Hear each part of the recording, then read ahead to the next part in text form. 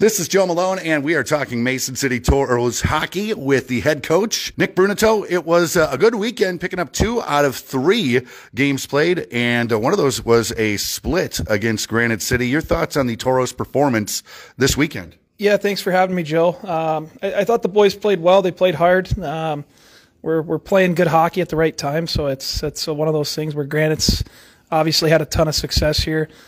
So to have those 2 competitive games, get a win Friday and a close one Saturday, I think we're peaking at the right time. Yeah, it was with the win on Friday night, 11 in a row. I mean, you talk about hot, that's hot. Yeah, and you look at those games.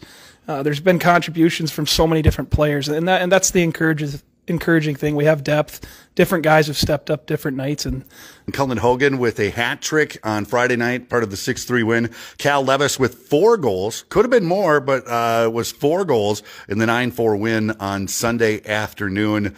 That's impressive to see. Yeah, it's just great for those guys. And, you know, the great thing about both those players is they're so good elsewhere in other areas. You know, Hogan's been so good for us on the faceoffs. He's one of the top centers in the league.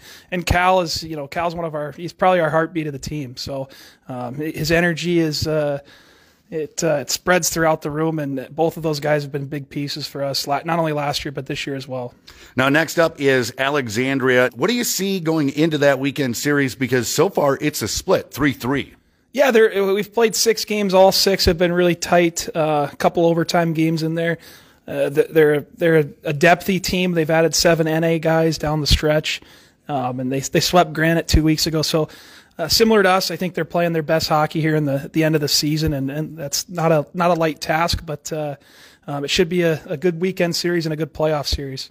Now, if third place is what it is when Saturday and Sunday roll around, do you rest some guys up and get ready for that next weekend against Alexandria? Do you hold your cards close to your vest? I'm not sure that you can keep a lot of secrets this late in the season as far as what you're trying to do. Well, we're not going to tell you what we're going to do, Joe. But okay. No, but it is one of those tough things where you want to make sure guys are in rhythm going into the playoffs, but you don't need any unnecessary injuries or guys missing the games that actually matter. So that's something as a staff we'll huddle up about, and we'll try and take that day to day. Okay, and your confidence level as we get ready for the playoffs in just a couple of weekends?